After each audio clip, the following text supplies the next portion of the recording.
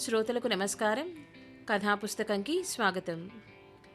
ఈరోజు మనం శ్రీమతి కుంటముక్కల సత్యవాణి గారు రాసిన అడగని వరం అనే కథను విందాం. ఈ కథను ఒక సామాజిక మాధ్యమం నుంచి సేకరించడం జరిగింది.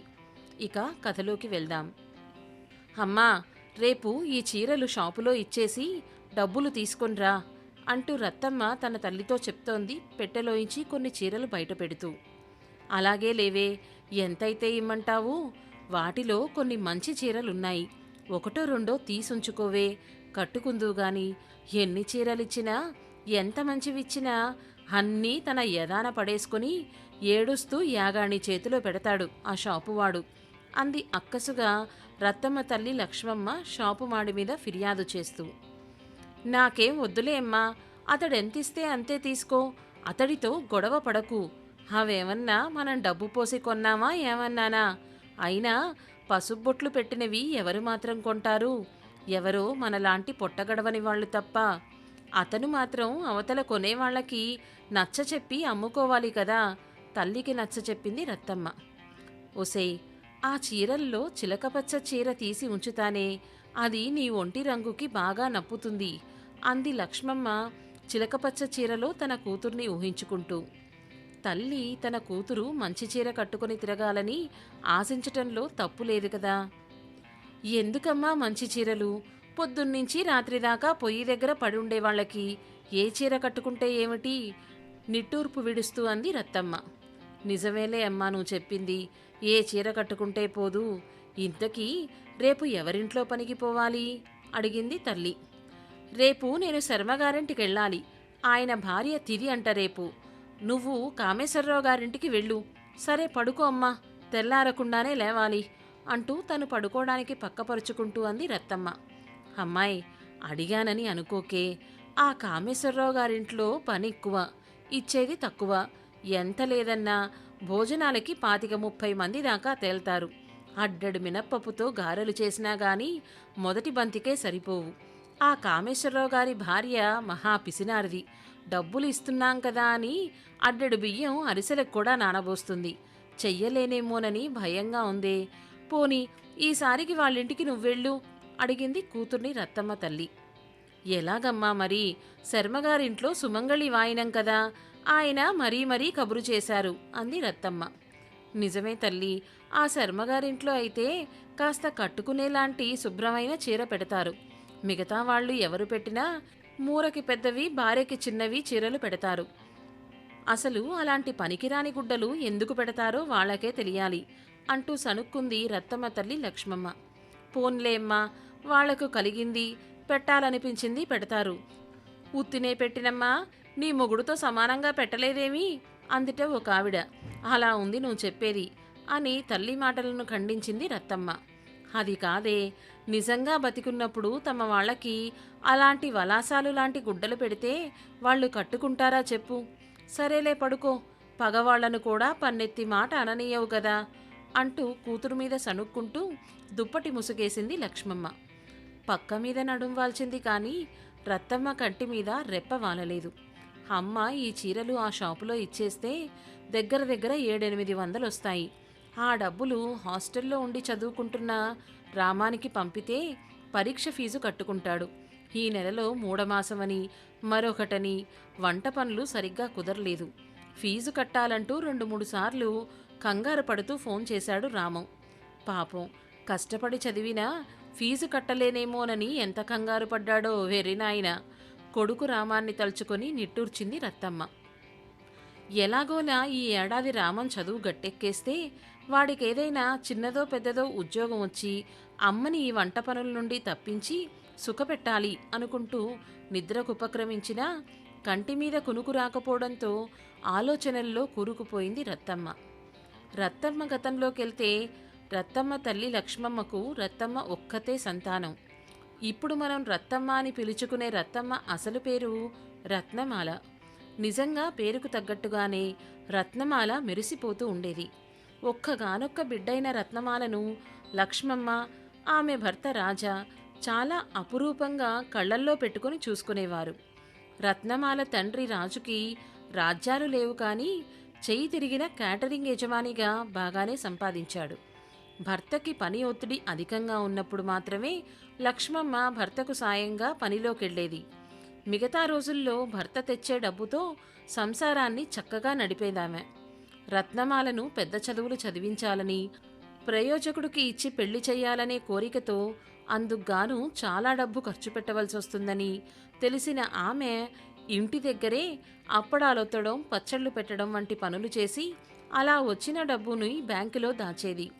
ఎప్పుడైనా అత్యవసరంగా భర్తకు డబ్బు అవసరపడితే బ్యాంకు నుంచి తీసిచ్చినా అతడు తీసుకున్న దానిపైన పదో పరకో వేసి వెనక్కిచ్చేవాడు. అతడు ఇవ్వకపోయినా లక్ష్మమ్మ నిర్మోహమాటంగా అడిగి పుచ్చుకునేది. శ్రద్ధగా చదువుకొని రత్నమాల 10వ తరగతి ఫస్ట్ క్లాసులో పాసయింది. చదువు సంధ్యలు లేని లక్ష్మమ్మ రాజా తమ కూతురు కలెక్టర్ పరీక్ష పాసైనంత హడావిడి చేశారు. రాజా అయితే ఒక వారం రోజుల పాటు గాల్లోనే నడిచాడు సంతోషంతో. రత్నమాల తల్లిదండ్రుల సంబరం చూసిన అదే ఇంట్లో వివిధ వాటాల్లో కాపురం ఉంటున్న వాళ్ళు అసూయతో హబ్బో ఏమి సంబడం అంటూ వారిని చూసి ముక్కు మూతి తిప్పుకున్నారు. అలా ఎందుకంటే అసలు ఆ వీధినే వంటవాళ్ల వీధి అని పిలుస్తారు అందరూ. అక్కడ ఆ వీధిలో నివసించేవారంతా పొట్టతిప్పలకి వంటలు చేసుకుంటూ బతికేవాళ్లే. బాగా ధనమున్న ధనవంతుడొకడు తనకున్న అనేకానేక స్థలాల్లో ఒకటైన వీరుండే స్థలాన్ని వరుసగా బంగళా పెంకులతో ఒక గది, వసారా, వంటిల్లు చప్పున ఒక 50 పోర్షన్లను కట్టించి కొంచెం తక్కువ అద్దెలకిచ్చాడు. వంటావార్పులు చేసుకుని బ్రతికే వీరంతా బహుకుటుంబీకులు, పేద బక్క బ్రాహ్మణులు. వీళ్ళు తమ ఓనర్ వచ్చేసరికి టంచనగా 1వ తారీఖుకి అద్దె చెల్లించేవారు. ఇల్లు ఖాళీ చెయ్యరేమో అన్న భయం యజమానికి లేదు. ఊరికి మధ్యగా వంటవాళ్ల కాలనీగా పేరుపడింది కనుక పని దొరకదన్న భయం ఇళ్లలో నివసించేవారికి లేదు. ఇది వంటవాళ్లకి లాభమైతే తమ ఇంట్లో కానీ, తమ బంధువుల స్నేహితుల ఇళ్లల్లో కానీ పెళ్ళో పేరంటమో వస్తే ఈ వంటవాళ్లు కాకుల్లా వాలిపోయి ఒళ్ళు వంచి నమ్మకంగా పనిచేసి ఇచ్చిన డబ్బేదో పుచ్చుకొని విశ్వాసంగా ఆ ఇళ్లల్లో పడుంటారని ఆ ఇళ్ల ఓనరు నమ్మకం. ఆ కారణంగానే పల్లెలో ఉన్న తన పడిపోతున్న ఇంటిని పడగొట్టించి ఆ పాత ఇంటి ఇటుకలు, పెంకులు, తలుపులు, గుమ్మాలు, కిటికీలు తెప్పించి వీరందరికీ ఆవాసాలుగా ఏర్పాటు చేశాడు. అలాగే వారికి పెళ్లి పనులు, ఒడుగు పనులు, గృహప్రవేశాలు మొదలైన వాటికి వంట పనులు ఇప్పించి పని ఇచ్చిన వారి దగ్గర నుంచి, ఈ వంటవాళ్ల దగ్గర నుంచి కూడా కమిషన్ తీసుకుంటాడు. ఎందుకైనా మంచిదని ఇల్లు అద్దెకిచ్చేటప్పుడే అడ్వాన్సుతో పాటుగా ఒక ఖాళీ తెల్ల కాగితంపై సంతకాలు కూడా తీసుకుంటాడు. మున్సిపాలిటీ వారికి తామెవరూ అద్దె కట్టడం లేదని, తమ బీదస్థితి చూసి ఓనరు ఇల్లు ఉచితంగా ఇచ్చి తమను ఆదుకుంటున్నాడని చెప్పాలన్నది కూడా ఒక కండిషను. ఇలా ఆ 50 కుటుంబాల వారు ఆ పట్నంలోనూ ఆ చుట్టుపక్కల ఊళ్ళల్లోనూ ఎవరికి వంటవాళ్లు అవసరమైనా వీరు అందుబాటులో ఉంటారు. అలా వారంతా కలిగింది తిని ఒకరి కష్టసుఖాలు ఒకరు పంచుకుంటూ కాలం గడుపుతున్నారు. వాళ్ళల్లో ఎవరింట్లో పెళ్లిళ్ళు పేరంటాలు జరిగినా, అడిగినా అడగకపోయినా అందరూ తలో సలహా ఇస్తారు. అలాగే తలో సహాయం చేస్తారు. అలాగని వాళ్ళకి అసూయాద్వేషాలు లేవని కాదు. తాము చేసే పని కంటే అవతలి వారి పనిలో 10 రూపాయలు ఎక్కువ దొరికాయన్నా, తమ ఇంట్లో లేని వస్తువు అవతల వారెవరైనా కొనుక్కున్నారన్నా అసూయతో ముక్కు మూతి తిప్పుకుంటారు. ఏదో ఒక పుల్లవిరుపు మాట మాట్లాడి అవతల వారి ఆనందం పాడు చేస్తారు. లేదా ఏదో ఒకందుకు గొడవకు దిగుతారు. అప్పుడు కాస్త ఓర్పు పట్టి ఊరుకుంటే మర్నాటికే అన్నవాళ్లు పడ్డవాళ్లు కూడా మరిచిపోయి మళ్ళీ మామూలుగా ఒకరితో ఒకరు కలిసిపోతారు. అలాగే ఏ ఇంటి వాళ్లపైకైనా ఏ అప్పుల వాళ్లైనా వచ్చి జబర్దస్తీ చేస్తే కాకుల్లా అందరిళ్ల వాళ్ళు వచ్చిపడి ఆ వచ్చిన జబర్దస్తు చేసేవాళ్ల నుండి రక్షిస్తారు. అలా ఉంటున్నారు కనుకనే అన్నిళ్లవాళ్లు అన్నేళ్ల నుంచి ఒకే చూరు కింద ఉండగలుగుతున్నారు. అలాంటి వాతావరణంలో పుట్టి పెరిగింది గనకనే రత్నమాల కష్టసుఖాలన్నీ తెలుసుకుంది. బాగా చదువుకొని మంచి ఉద్యోగం సంపాదించుకొని తల్లిదండ్రుల చేత వంట పని మాన్పించి సుఖపెట్టాలి అన్నది రత్నమాల కోరిక. అందుకని ఆమె కష్టపడి చదువుకొని 10వ తరగతి ఫస్ట్ క్లాసులో పాసైంది. మంచి కాలేజీలో చేరడానికి కాలేజీ నుండి అప్లికేషన్ ఫారం కూడా తెచ్చుకుని కాలేజీలో చేరింది. మానవ మాతృలు అనుకున్నవన్నీ అనుకున్నట్టు జరిగితే దేవుడి గొప్పేముంది? రత్నమాల ఇంటర్ మొదటి సంవత్సరం చదువుతుండగానే రత్నమాల తండ్రి రాజు రోడ్డు ప్రమాదంలో చనిపోయాడు. రాజు దినవారాలకని బ్యాంకులో దాచిన డబ్బులో కొంత తీసి ఖర్చు పెట్టింది లక్ష్మమ్మ. రోడ్డు ప్రమాదంలో చనిపోయాడు గనక అలా ప్రమాదం జరిపిన వాళ్ళ దగ్గర నుంచి డబ్బు రాబట్టవచ్చు అన్న కొందరి సలహాలు విని లాయర్ని పెట్టుకుని కేసు పెట్టడానికి, లాయరుకు, అతడి కోర్టు ఖర్చులకు, కోర్టులమ్మట తాను తిరగడానికి రత్నమాల చదువు కోసం అంతో ఇంతో పెళ్లి కోసం దాచినది హారతి కర్పూరంలా హరించుకుపోయింది. కోర్టు వారు ఇప్పించిన సొమ్ముకి, ఖర్చైన సొమ్ముకి పొంతన లేనేలేదు. రాజు ఉండగా ఇంటి పట్టునే పనిచేసుకుంటున్న లక్ష్మమ్మ రాజు పనిచేసే క్యాటరింగ్లోనే పనికి చేరిపోయింది. బంధువులు, స్నేహితులు, ఇరుగు పొరుగువారు కోర్టు ద్వారా వచ్చిన ఆ 4 డబ్బులు ఉండగానే పిల్ల పెళ్లి చేసి బరువు దింపుకోమని సలహాలిచ్చారు. అంతేకాదు, వారి వారి బంధువుల అబ్బాయిలను తీసుకొచ్చి రత్నమాలను చూపించేవారు. అలా రత్నమాలను చూసిన వాళ్లల్లో చాలామంది తండ్రి వెనకాలో, అన్న వెనకాలో వంట పనికి వెళ్లేవాళ్లే. అయితే లక్ష్మమ్మకు మాత్రం తన అల్లుడు వంటవాడవ్వడం ఎంతమాత్రం ఇష్టం లేదు. ఆ విషయం లక్ష్మమ్మ చెప్పినప్పుడు ఇరుగు పొరుగు వాళ్ళు మళ్ళీ ఒకసారి మూతి తిప్పుకొని ముక్కు విరిచారు. ఈవిడిచ్చే కట్నానికి వంటవాడుగాక కలెక్టర్ వస్తాడా అంటూ హేళన చేశారు. తండ్రి పోయిన దిగులుతో రత్నమాల చదువుని అశ్రద్ధ చేసింది. ఇంట్లో ఆర్థిక పరిస్థితులు ఆమెని మరీ కృంగదీశాయి. ఒక రకంగా ఆమె బెంబేలు పడిపోయి మరబొమ్మలా తయారైపోయింది.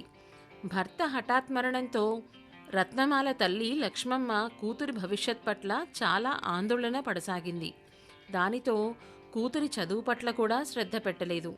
తన కాలు చెయ్యి ఈ మాత్రం ఆడుతూ ఉండంగానే రత్నాన్ని ఒక అయ్య చేతిలో పెట్టాలి, తనకు కూడా ఏమైనా అయితే రత్నం ఒంటరిదైపోతుంది అన్న ఆందోళన, తపన ఆమెలో అధికమయ్యింది. అలా ఆలోచిస్తున్న లక్ష్మమ్మకు ఎవరి ద్వారానో ఐటీఐ పాసై గవర్నమెంట్ ఆఫీసులో పనిచేస్తున్న పెళ్లికొడుకున్నట్లు తెలిసింది. తాను కోరుకున్నట్లు అల్లుడు దొరికాడని, ఉన్నంతలో ఘనంగా పెళ్లి చేసి నా అల్లుడు గవర్నమెంట్ ఉద్యోగస్తుడు, ఉన్నంతలో నా కూతురు సుఖపడుతుంది, కూటికి గుడ్డకి లోటు రాదు అని చెప్పుకుంటూ సంతోషించింది. ఆశలు ఆశయాలు వదిలిపెట్టిన రత్నమాల భర్త చేయి పట్టుకొని అత్తవారింట్లో అడుగుపెట్టింది. కొడుకు రాము పుట్టేదాకా బాగానే గడిచింది ఆమె సంసారం. ఉన్నంతలోనే తాను సుఖపడి భర్తను సుఖపెట్టింది. ఆమె ఇచ్చే ఆ సుఖాలు చాలవని రత్నమాల భర్త వేరే సుఖాలకు అలవాటుపడి గవర్నమెంటు వారిచ్చే జీతం సరిపోక అప్పులు చేయడం మొదలుపెట్టాడు. ఆ అప్పులు తీర్చడానికి బల్ల కింద చేతులు పెట్టడం మొదలుపెట్టిన సందర్భంలో అతడికి ఉన్న ఉద్యోగం ఊడిపోయింది. ఇల్లు గడవని పరిస్థితుల్లో 2 ఏళ్ల కొడుకు రాముని చంకనేసుకొని భర్త చేయి పట్టుకొని తల్లి లక్ష్మమ్మ ఇంట్లో మనసు చంపుకొని కాలు పెట్టింది రత్నమాల. మళ్లీ చెవులు కొరుక్కున్నారు ఇరుగు పొరుగు. మూతి ముక్కు తిప్పుతూ బాగా అయ్యింది వీళ్ళకి, మనం చెప్పిన సంబంధాలన్నీ కాదని గవర్నమెంట్ ఉద్యోగస్తుడని ఎగబడి చేసిందిగా, ఇప్పుడేమయ్యిందని అంటూ వ్యంగ్యబాణాలు విసరడం మొదలుపెట్టారు. ఇప్పుడు లక్ష్మమ్మకు తన ఒక్కర్తి పొట్టపాటులే కాకుండా మరో 3 పోషణ బాధ్యత కూడా చుట్టుకుంది. ఉద్యోగం పోగొట్టుకుని అత్తింట్లో తన్ని పెట్టుకుని తిని కూర్చోవడం అలవాటైన అల్లుడిని తన కూడా క్యాటరింగ్ పనికి రమ్మంటే ససేమెరా రానన్నాడు. అలాంటి పని తనలాంటి వారికి అవమానకరం అన్నాడు. ఒకవేళ అత్తపోరు భార్య హితవచనాలు వినలేక వంటకు వెళ్ళినా పని చేతకాక కొంత, పని చెయ్యడం ఇష్టం లేక కొంత, పని మధ్యలో వదిలిపెట్టి వచ్చేసేవాడు. పైగా ఆడదైన అత్తతో కూడా పనికెళ్లడం మరింత అవమానకరంగా భావించిన అతడు ఇరుగు పొరుగు మగవాళ్లతో వెళ్ళినా కూడా ఎవరితోనో ఏదో వంకన తగువ పెట్టుకుని మధ్యలోనే పని వదిలిపెట్టి వచ్చేసేవాడు. సాయం కోసం తీసుకెళ్లిన వాళ్ళు ఇతడలా వచ్చేయడం వలన నానా అవస్థలు పడేవారు. ఇంటికొచ్చి లక్ష్మమ్మ అల్లుణ్ణి నానా తిట్లు తిట్టి కొట్టినంత పని చేసేది. ఖాళీగా ఉన్నవాడి బుర్రను పురుగులు తొలుస్తాయి కదా. ఒకరోజు అతడు, అత్తా, వంటలు చేయడం నా వల్ల కాదుగాని ఏదైనా చిన్న షాపు పెట్టుకుంటాను అంటే తను కష్టపడి రూపాయిగా కూడబెట్టి బ్యాంకులో దాచుకున్న డబ్బు తీసి అల్లుడి చేత చిన్న కిళ్ళీ కొట్టు పెట్టించింది లక్ష్మమ్మ. షాపు నడపడం రాలేదు కానీ చెడు స్నేహాలు వెతుక్కుంటూ వచ్చాయి అతడికి. ఈసారి డబ్బుతో పాటు ఒళ్ళు కూడా పాడు చేసుకున్న అల్లుణ్ణి చూసి గుండెలు బాదుకుని ఏడ్చింది లక్ష్మమ్మ. భర్త వైద్యానికన్నా పనికొస్తుందని తల్లితో పాటుగా వంటకి బయలుదేరిన రత్నమాలను చూసి మళ్లీ ఇరుగు పొరుగు మూతి ముక్కు తిప్పుకున్నారు. తల్లితో పాటు వంట పనిలోకెళ్లిన రత్నమాల నెమ్మదిగా వంట పనిలో మెళకువలు నేర్చుకుంది. నెమ్మదిగా మాట్లాడుతూ, రుచిగా ఒబ్బిడిగా పనిచేస్తూ లక్ష్మీదేవిలా కళకళలాడుతూ ఉండే రత్నమాలకి ఒక్కరోజు కూడా పనులకి నాగా ఉండేది కాదు. రత్నమాల పని నచ్చిన చాలామంది లక్ష్మమ్మను వద్దని రత్నమాలనే పనికి పిలిచేవారు. అలా వెళ్లిన పనుల్లో పునిస్త్రీగా పోయిన తల్లిదో భార్యదో పెట్టవలసిన ఆబ్దీకం వస్తే వారి పేరు చెప్పి రత్నమాలకు చీరలు రవికెల గుడ్డలు పెట్టేవారు. అలాగే పండగలకు ఇళ్లల్లో వంటలు చేయవలసి వస్తే అమ్మవార్ల పేరు చెప్పి కూడా చీరలు పెట్టేవారు. ఆమె గురించి తెలిసినవారు ముందుగా మాట్లాడుకున్న దానికంటే మరొక 10-20 ఎక్కువగా ముట్ట చెప్పేవారు. సంసారం గాడిలో పడి 4 వేళ్లు నోట్లోకెళ్తున్నాయి అనుకుంటుంటే చేసిన పాపం వదిలిపెట్టదు అన్నట్లు రత్నమాల భర్త ఆరోగ్యం పూర్తిగా అడుగంటింది. తానింత చేసినా పన్నెత్తి ఒక్క మాట అనని భార్య పైన ప్రేమ కలిగింది. అలాగే కన్నబిడ్డ రాముపై మమకారం పెల్లుబికింది. తన జీవితం ముగింపు దశకొచ్చిందని తెలుసుకున్న అతడు భార్యకి ఒక ఉత్తరం రాసిపెట్టి ఒకరోజు రాత్రి చెప్పా పెట్టకుండా భార్యాబిడ్డలను వదిలి ఇంట్లో ఇంచి వెళ్ళిపోయాడు. మళ్లీ ఇరుగు పొరుగులు చెవులు కొరుక్కున్నారు. అంతేకాదు, రత్నమాల భర్త జాడ కోసం వాళ్లంతా ఊరువాడా వెతికారు. ఎక్కడెక్కడ గాలించినా దొరకని రత్నమాల భర్తని తిట్టుకుంటూ రత్నమాల దురదృష్టానికి వగస్తూ మిన్నకుండిపోయారు. నిద్ర రాక అటు ఇటు పక్కమీద దొర్లుతున్న రత్నమాలకు, అదే ఇప్పటి రత్తమ్మకి, ఎప్పుడో 15-20 ఏళ్లనాడు భర్త రాసిన ఉత్తరం గుర్తుకొచ్చింది. వెంటనే ఆ ఉత్తరం దాచుంచిన బట్టల పెట్టె ముందు కూర్చొని పెట్టె అడుగున ఒక పాత చీరలో చుట్టుంచిన రంగుమారిన ఉత్తరం బయటకు తీసింది. కాగితాలు పాతపడ్డాయి గాని అక్షరాలు మాత్రం అలానే పాతపడకుండా ఉన్నాయి. ఇన్నేళ్లలో ఈ ఉత్తరాన్ని ఎన్నిసార్లు చదివిందో ఆమెకి గుర్తులేదు కానీ ఆ ఉత్తరంలో భర్త రాసిన మాటలన్నీ ఆమెకి గుర్తే. ఆ మాటలేమిటంటే, ప్రియమైన రత్నమాలకి, ప్రియమైన అని రాస్తున్నాను కానీ నిన్ను నేనెప్పుడూ ప్రియంగా చూడలేకపోయాను. నా జీవితాన్ని నేను పాడు చేసుకోవడమే కాదు, ఏదో హక్కున్నట్లుగా నీ జీవితం, మన బాబు రాము జీవితం కూడా చిందరవందర చేశాను. నా జీవితం ముగింపు దశకొచ్చిందని నాకు తెలుసు. పచ్చటి రంగుతో కళకళలాడే నీ ముఖంపై రూపాయి కాసంత కుంకుమ బొట్టే అందం. నేను కనుక ఇక్కడే ఉండి చనిపోయినట్లయితే నీకు ఆ భాగ్యం కూడా లేకుండా చేసిన వాడినవుతాను. పైగా నీకీనాడు లభించే అవకాశాలన్నీ పోగొట్టిన వాడినవుతాను. భర్త లేని, మొహాన బొట్టులేని స్త్రీలను సమాజం చిన్నచూపు చూస్తుంది. అసమర్థుడైన భర్త అనేవాడొకడుంటే పునిస్త్రీగా గౌరవించి ఆదరిస్తారని నాకర్థమైంది. నిన్ను పెళ్లి చేసుకుని నీకు ఏ విధంగా భర్తగా సహాయపడకపోయినా ఈ సమాజం ఎప్పటికీ నిన్ను పునిస్త్రీగా చూడబడేలాంటి సహాయం ఒక్కటి చెయ్యగలను నేను.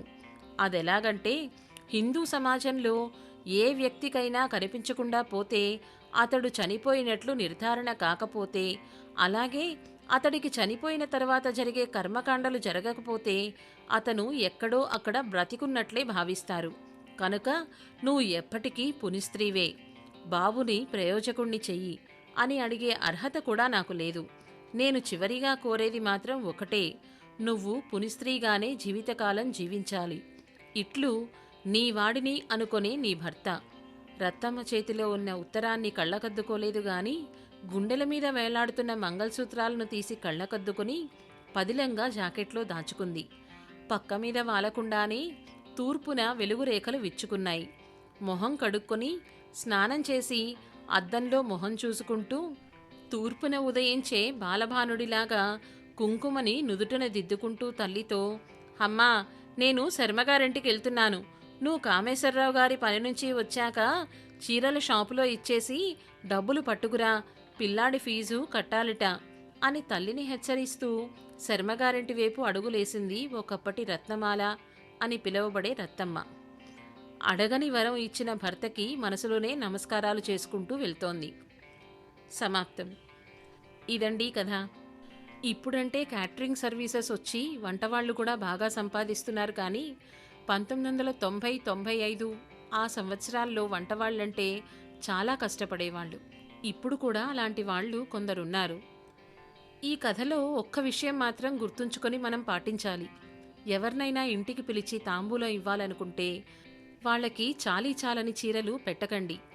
పుణ్యం కొద్దీ పురుషుడు, దానం కొద్దీ బిడ్డలు అన్నారు పెద్దవాళ్ళు. మనం దానం ఇచ్చేది ఎంత నాణ్యతగా ఉంటే భగవంతుడు మనకి తిరిగి అంతటి నాణ్యమైన ప్రతిఫలాన్నే ఇస్తాడు. గుర్తుంచుకోండి. ఈ కథ మీకు నచ్చిందా? నచ్చినట్లయితే లైక్ చేయండి, షేర్ చేయండి. మీ అభిప్రాయాల్ని కమెంట్ రూపంలో వ్యక్తపరచండి. మరిన్ని సందేశాత్మక, సామాజిక, వినోదాత్మక కథలు వినాలి అనుకుంటే కథాపుస్తకం ఛానల్ని సబ్స్క్రైబ్ చేసుకోండి. ధన్యవాదాలు.